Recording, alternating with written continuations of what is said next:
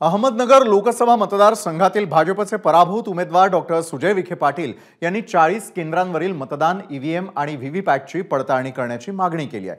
त्यासाठी त्यांनी एका मतदान केंद्रासाठी 47,200 रुपये याप्रमाणे एकूण 18,88,000 रुपयांचं शुल्क देखील भरलंय।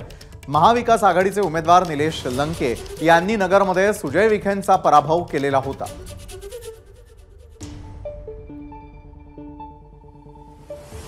तर नगरमध्ये कुणाला किती मतं मिळालेली होती त्यावर एक नजर आपण टाकतोय। यामध्ये लंकेंना 6,24,797 मतं, तर सुजय विखेंना 5,95,868 मतं।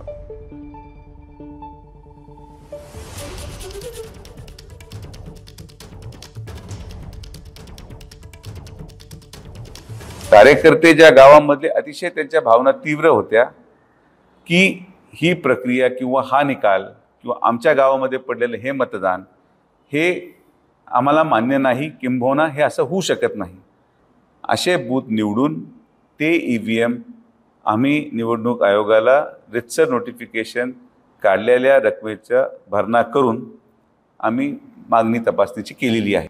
या व्यतिरिक्त कुणीही यामध्ये कुठलंही राजकारण किंबहुना कुठलंही वेगळं त्याचा विचार व्हावा किंवा कोणी कुठल्या गोष्टीवर विचार करावा असं अजिबात कोणीही करू नये।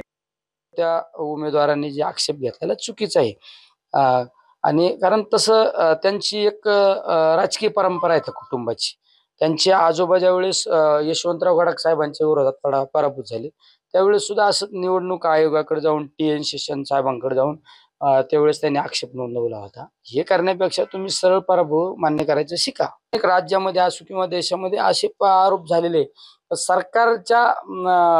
सरकारमधला जर एखादा उमेदवार पराभूत होतो तो आरोप करतो, याचा अर्थ त्याचा आक्षेप सरकारवर पण आहे।